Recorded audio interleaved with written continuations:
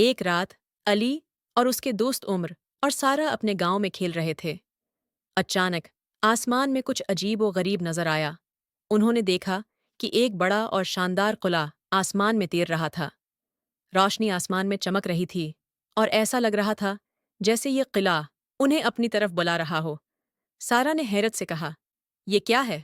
قلعہ آسمان میں؟ عمر نے جوش سے کہا، یہ ایک جادوئی قلعہ لگتا ہے، ہمیں وہاں جانا چاہیے۔ علی تھوڑا خوف زدہ تھا لیکن اس کا تجسس غالب آ گیا۔ تینوں دوستوں نے قلعے کی طرف دیکھتے ہوئے ایک دوسرے کو ہمت دلائی۔ اچانک زمین کے قریب سے ایک جادوئی پل نمودار ہوا جو سیدھا قلعے کی طرف جاتا تھا۔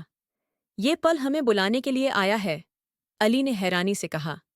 تینوں دوست پل پر چلتے ہوئے قلعے تک پہنچ گئے۔ قلعے کے دروازے خود بخود کھل گئے اور اندر سے ایک نرم روشنی نکلی۔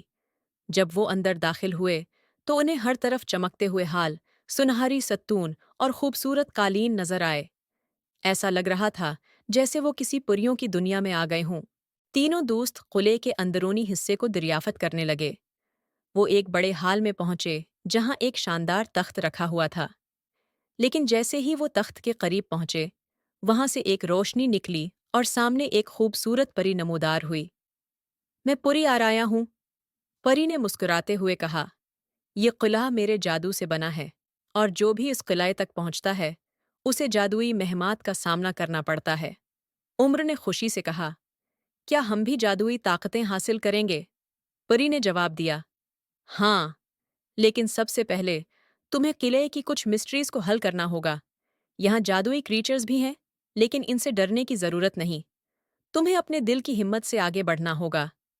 علی، عمر اور سارا نے ہمت سے آگے بڑھنا شروع کیا۔ وہ مختلف کمروں سے گزرے جہاں جادوئی پزلز اور چیلنجز ان کا انتظار کر رہے تھے۔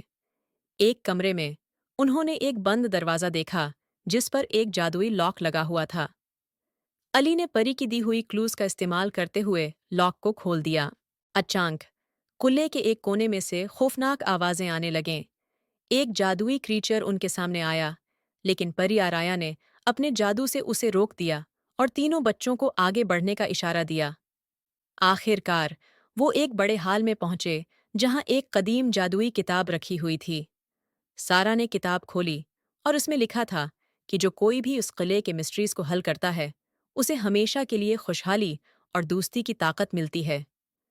پری آرایا نے تینوں دوستوں کو مبارکباد دی اور کہا، تم نے قلعے کے رازوں کو حل کر لیا ہے، اب تمہیں جادوئی تحفے ملیں گے جو ہمیشہ تمہارے ساتھ رہیں گے۔ علی، عمر اور سارا نے اپنے نئے جادوئی تجربات کا شکریہ ادا کیا۔ قلعہ آہستہ آہستہ غائب ہو گیا، لیکن ان کے دلوں میں ہمیشہ وہ قلعہ اور اس کی جادوئی مہمات کی یادیں زندہ رہیں۔